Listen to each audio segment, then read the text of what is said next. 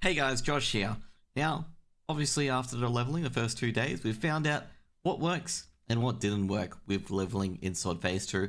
There were so many different strategies. There were pre-quests, dungeoning, questing. It was just so much to handle, even AoE grinding. The mages made a bit of a return as well. But we're going to discuss what worked and what really didn't in this video. Also, we're going to go through how you can level quickly in particular.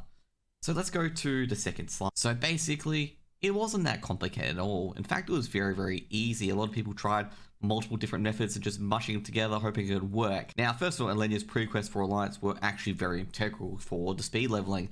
In fact, getting 28.5 incredibly quickly was very, very important. However, it wasn't the best way to level because Alenia went to questing rather than dungeoning. And the crazy part was questing, or not questing, getting your pre-quest as close to 20.5 as possible and spamming stockades or RFK, depending what faction you were, was actually the game plan.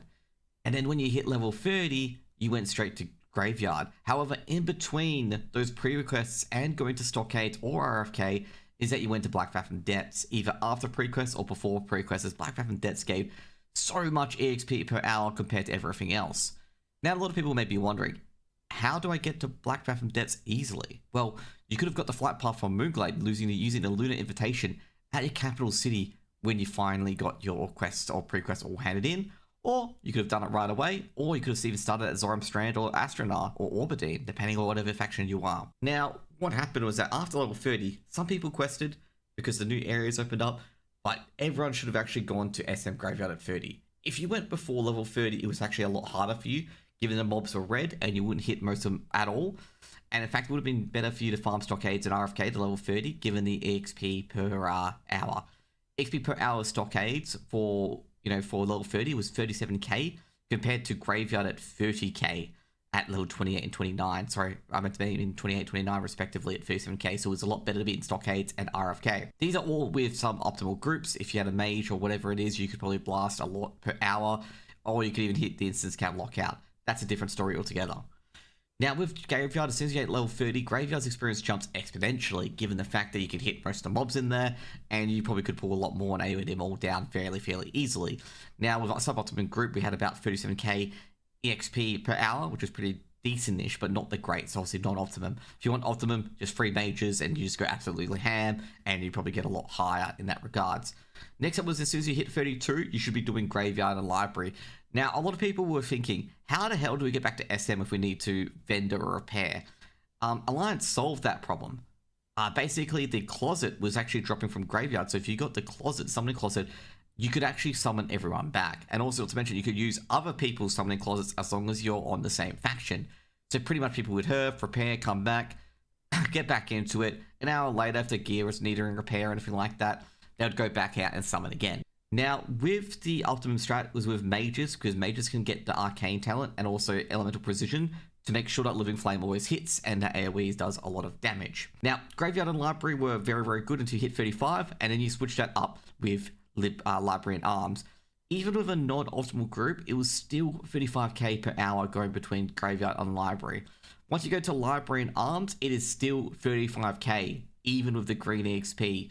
Now, Arms gets a bit harder towards the ends with Myrmidons. Myrmidons basically can one-shot your tank if you're not very careful. However, if you're doing an optimum run, this doesn't matter too much because you have improved Blizzard, and you're basically making sure that they never ever get to your main guys in the first place. After you hit 37, you can go straight to Arms and Caff. Make sure before you do Arms in general that you kill Doan in the Library at 35, as Doan will now be yellow to you, and you can get your illusionary rods basically. At this point, you should be doing, at this point at level 35, you should be doing Doan in particular. At the start, you don't want to be doing Doan, given that Doan is pretty hard to kill at 37, given half your spells will resist. Next up, you can do Arms and Caff. You can kill the boss at level 37 for Caff. It is not like Doan, where it is a bit harder, because, funnily enough, Morgreen and Whitemane don't hit hard at all. Okay, as long as you clear all the trash first of all, that's the most important part. Now, after 37, it's just basically Arms and Caff forever until you hit 40, and that's pretty much it. The quicker levelers were the ones that hit 40 were mostly dungeon grinding. There were some mages that did open world AoE farming. That is a bit different. The meta of this entire phase was mages, because mages really hit their stride here. Mages just could AoE farm their little hearts out basically, because they had improved Blizzard to start, they had SM, And a lot of those instances, including Stockades, SM, can all be soloed by a mage, okay? And not to mention they've got now Living Bomb, they've got Living Flame. That just increases their EXP per hour immensely. I think everyone saw this early on, that only 31s and 32s in probably like the first 3 or 4 hours were all mages, okay? Literally all mages. I think there was one hunter, but everyone was all mages because you could just farm Stockades to your heart's content, and then you'll use your pre-quest to get you a level, and then use BFT to get you a level, and then you could get into SM right away, where you can mostly solo farm that as well.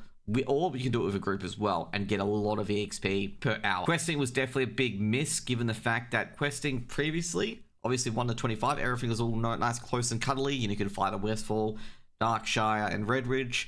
However, level 25 is where quests start to get a bit fucky, and you have to go across the world to get anywhere, basically. Like, you know, to get Desolus quest, you have to go to Ironforge and to Desolus, and it's just like, you're not going to have a summoning group for all these summons and whatnot. And it was a literal pain in the ass to do. And that's why questing was so weak. But anyways, guys, that's my brief summary of it all. It was dungeoning. That was it all along.